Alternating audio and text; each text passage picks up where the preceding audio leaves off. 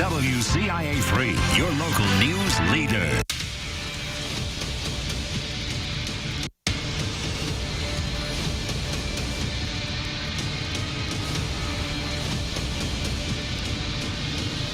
This is Weathering the Storm on WCIA 3. Hello and welcome to Weathering the Storm. I'm Chief Meteorologist Kevin Lighty, along with meteorologist Jack Griffin, Amelia Henderson, and Jacob Dickey. Over the next 30 minutes, we're going to be talking about ways to keep you safe during the upcoming severe weather season. We take a look at how to deal with flooded basements, as well as what you need if a tornado is headed to you. We'll also take a look back at the historic Gibson City flooding, and we'll learn why you should never shelter under an overpass. And we'll also bring you a recap of the past December tornado outbreak, plus we'll let you know why we go out in our storm tracker during bad weather. But first, let's take a look back at the entire 2021 severe weather season. In the WCIA3 viewing area last year, 68 tornado warnings were issued. This is actually the highest amount out of the last 10 years.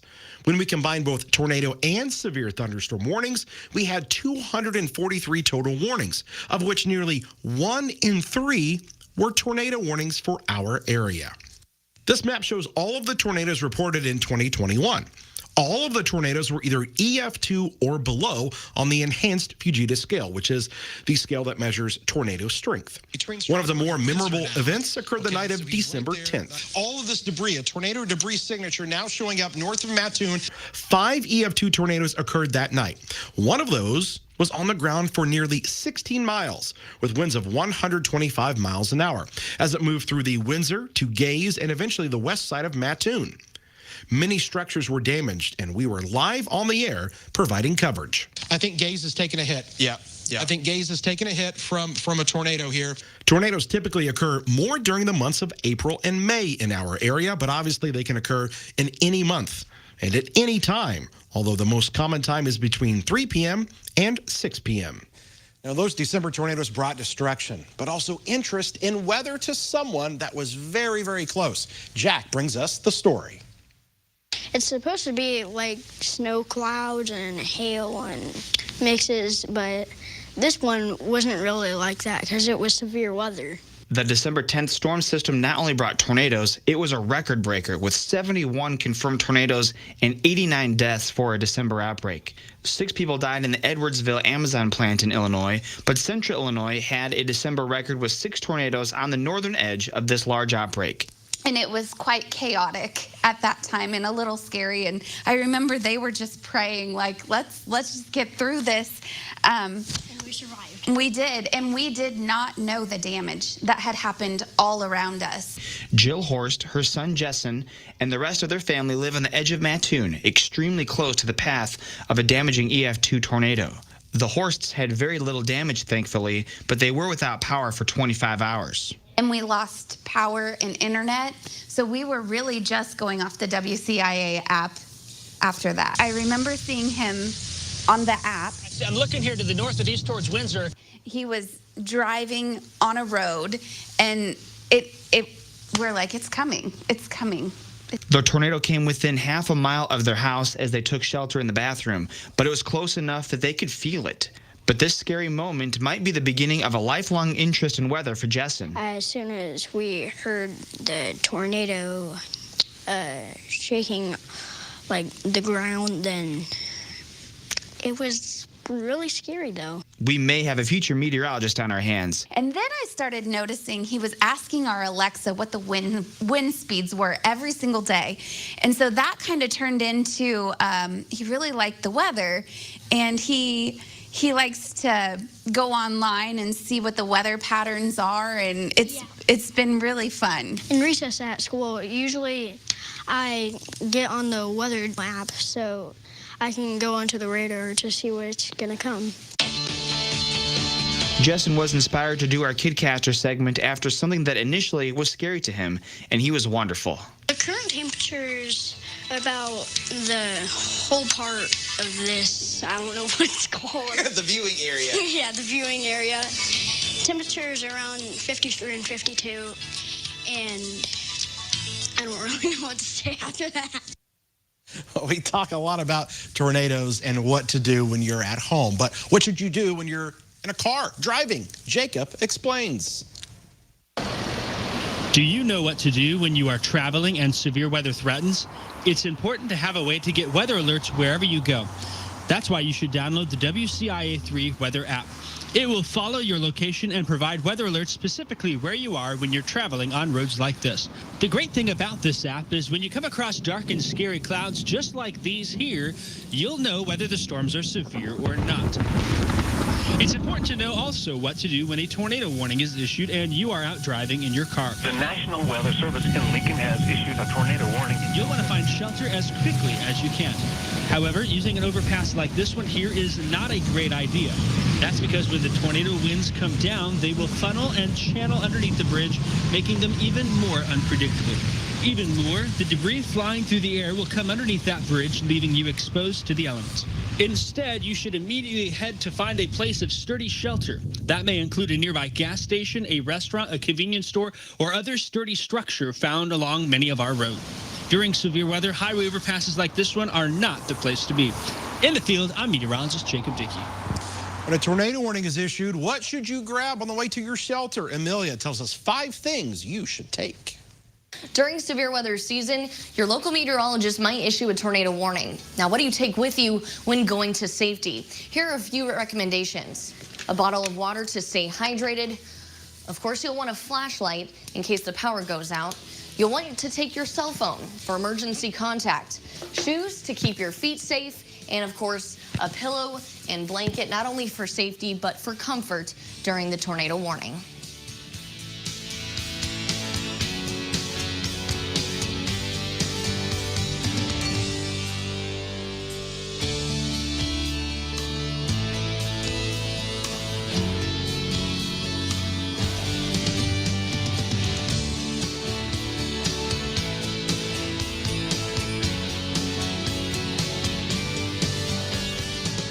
Now, these are just a few essential items you'll want to take with you, but keep up to date with your local meteorologist until that tornado warning comes to an end.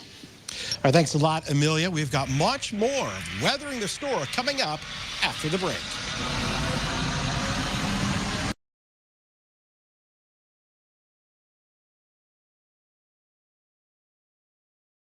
The Wright family has been furnishing homes. Buddy, we are in the commercial break, but we are going to stand here and talk to you instead. So we keep you guys through here. Those of you that are watching here on our Facebook, Twitter, on the app, all of those locations there. We appreciate you watching our severe weather show, Weathering the Storm. We've got a few more segments for you, several more stories to tell you about coming up in the next segment as we kind of talk about some of that flooding, of course, that happened in Gibson City. Our next segment kind of goes into a lot of that. If you've had flooded basements before, issues with that, this is going to be a great little segment for you to watch as we kind of talk about some of the families that went through that in Gibson City. And just kind of what, kind of how they are doing nowadays, Still a lot of cleanup ongoing, and so we're going to have those stories coming up here as well. Again, thanks for everybody who is joining us here on the, whether you're watching on TV or maybe you got the app there as well. I also I'm going to tip you guys off to something, those of you that are on here.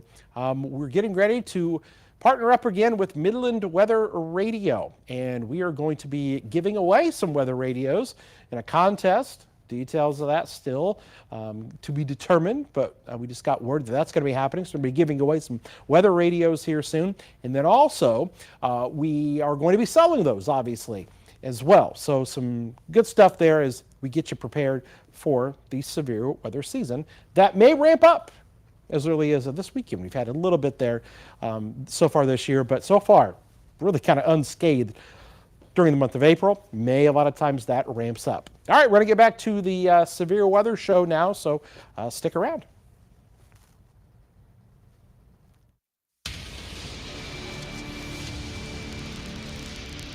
A big focus for severe weather is often tornadoes, but last year, many areas of central Illinois also experienced flash flooding. Meteorologist Jacob Dickey has a family story. For those in Gibson City, the August 12th, 2021 flood was a day nobody will forget. I went to work that morning, everything was cool, no big deal, just another Thursday. In 4 hours, over a foot of rain fell in town, causing catastrophic flooding. While Howard Curry was at work, his wife Pam was trapped in their home by the water. I was very scared for her. I was talking to her on the phone a lot. I knew that she was sitting on the kitchen counter on the island with the dogs waiting, and fire department was there pretty quickly. 4 feet of rushing water flowed through their neighborhood, something nobody in town thought was possible. I know we didn't. Where we're located in Gibson City, who would have thought we would have had flooding? The creek or nothing's around us. The water was devastating, ruining belongings, furniture, appliances, and family heirlooms. With the first 6 inches of that flood water being raw sewage, then everything the water touched, we had to get rid of. The water rose so fast that Howard and Pam lost nearly everything they owned. There was just nothing you could do, is just hang on and hope everybody survives. The flooding was particularly devastating for many in town. We're definitely not the only people in town in this boat. We've started over before. We'll just start new again. But a common problem few realized was what their insurance did and did not cover. Fires and anything else, any other kind of storm we could have had, we would have had, our insurance would have kicked in. With it being flood, we got $5,000 for sewage, but that's the only thing the insurance company would have paid, and a lot of them didn't even get paid for the sewage. It's going through their house. Yeah, flooding, it can really be devastating. And for the Davis family, it took an entire community to restore what they lost. Amelia has the story. It was a day we all remember. Devastating. Leslie, my wife, called me and came home from work, and we started taking stuff out of the basement because the water was already coming in. So we knew it was going to be bad. The historic Gibson City flood affected many, but for one family, it left both their basement and their business in inches and even feet of water. Water came up so high, it actually came over our window wells in the basement. So water started coming in the windows, and that's when it started coming up. And I was walking through at least waist to high water as we were taking the last bits of stuff out of the basement. With all the water in there, we lost our furnace, we lost our water heater, we lost all the furniture and stuff was down in the basement. So it was basically a total loss down there. After dealing with the flooded basement, this family soon realized this was just the start of their flooding issues. At that point, no, we did not realize our gym was flooded. We had to walk here to be able to get here because there was no way we could get our vehicles here.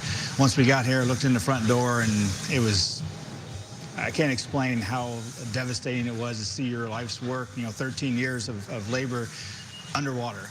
Back in August, in this exact location, this gym was completely underwater. But thanks to the community, just 8 weeks later, it is now up and running. It took us 7 to 8 weeks to turn everything around with all new flooring, paint, some new equipment, just daily work. The community was great. We had at one time when we were moving all the equipment and trying to get all the flooring up, we had over 50 people from the community, our church, and people from the kids from the different sports teams here. And it was just amazing to see everybody move those things. They did in a couple hours what it would take us a couple weeks to do. But how can one prepare for such an unlikely event? We do have a generator. We are looking at possibly a whole house generator to be able to kick on when we're not there, so some pumps still run. Something as simple as flood insurance or keeping a sump pump close by could really come in handy this severe weather season. For more helpful tips, visit our website at WCIA.com. All right, thanks a lot, Amelia. We've got much more Weathering the Storm coming up after the break. All right, guys, there we go. Halfway through the show there. A lot of flooding there in that segment there. Let's hope that we don't have that again. That was some wild stuff. So much rain falling in that short amount of time. All right, so we've talked a little bit about tornadoes, a little bit about flooding here. We've got some more stuff about tornadoes coming up, including the University of Illinois, who is involved in a project that's helping to learn more about tornadoes in the southeastern United States. Is where kind of the area that they're studying them in, but some of the same principles there can be applied to some of the weather that we get here. But it's kind of cool because the University of Illinois, they've got these really cool, I'll call them toys, because I would love to have these toys. They're Dopplers on wheels and all these really cool ways to measure storms out in the field. And so we're going to touch on that coming up here in the next segment as well. And much more. Why you should have multiple warnings, and also why we chase storms. I know we get that question a ton. Why are you out there chasing all of those storms? And you're at the storm tracker. It's dangerous. Well, we've got a little bit of a peek behind the curtain as to why we do that, and some science, some social science that actually says it's pretty beneficial to the viewers out there. So we'll have that for you coming up here as well. So hope you guys are enjoying the show. Many of you here watching, whether it's on TV, here online, on this once again rainy night. I will tell you this, while you're on here, we may have some severe weather again this weekend, and then May, of course, ramps up when severe weather season really kicks in, and that is going to be, you know, that's kind of the peak month for tornadoes a lot of times here, and even into June we can get severe weather. So this is the perfect timing. We've really kind of skipped things so far. Let's get back to the show. A new research project aimed at learning more about tornadoes is underway, and the University of Illinois is right in the middle of it. So the project is called PERILS, which is Propagation, Evolution, Rotation, and Linear Systems. It's a field research campaign. Linear systems are just lines of thunderstorms. We call them squall lines. And we're interested in knowing how they form tornadoes. Jeff Trapp is a University of Illinois professor who is part of a team of researchers in this field study to help learn more about why certain storms in a squall line produce tornadoes while others don't. So imagine something that has a length of 300 miles, and we're trying to predict something that has a length of a quarter mile. Forecasters lose credibility on these kinds of events because we have warnings up and down the line, and then maybe in one location we see a tornado. So we really need to understand these better so that we can improve on the prediction. With a whole slew of weather instruments, they are gathering valuable data on these storms up close. Basically, what it allows us to do is take the radar to the storm so that we can take measurements at close range. I'm sitting inside the control center for a vehicle known as the DOW, or a Doppler on wheels. It literally is a Doppler radar sitting on the back of a truck. They take this out in the middle of the field, scan the storms, hoping to learn more about these tornadoes. And that's being done right here with the University of Illinois. We're taking 14 of our students to observe these events. It's a great experience for the students to be able to use the equipment and see everything unfold and understand how field work is done. But it's more than just using the Doppler radar. Countless other data gathering techniques are being utilized. So these trucks here are allowing us to take mobile balloons and launch those and collect information about temperature and humidity and winds above the ground. And then finally, we have these instrument packages called pods and mobile mesonettes that help us map out the temperature and winds beneath and in front of these linear systems. And things that they are learning from this project could help predictions right here in Central Illinois. Especially because this is a phenomenon that affects Central Illinois, that it's really great for us to be able to contribute to the science and contribute to forecast improvements. Essentially, anything that we learn from our deployments, our observing missions in the Southeast U.S., easily transferable to what we experience here in Illinois. Projects like that are useful for understanding how tornadoes can travel and cause wind damage to buildings. Now, one place that can be dangerous and deadly place to be in a tornado, open span buildings. Jacob tells us why. Get inside! Get inside! Run! Run! Run! Run! Run! Run! Run! It's a scenario few have faced, but we all should be prepared for.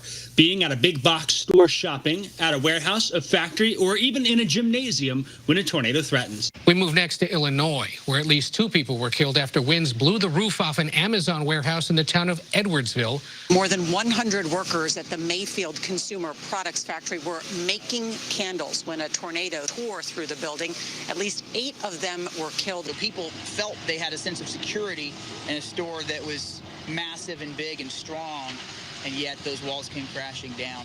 While recent tornado disasters have claimed many lives in buildings just like those, in 2004, the Parsons manufacturing plant in Roanoke, just outside Peoria, faced a similar fate. Roanoke Fire Chief Jeffrey Smith remembers that day all too well. I thought we're going to have some fatalities in there, some injuries. Major injuries just by the look at the building and stuff. An F4 tornado leveled the facility with 150 employees inside. Incredibly, nobody was killed.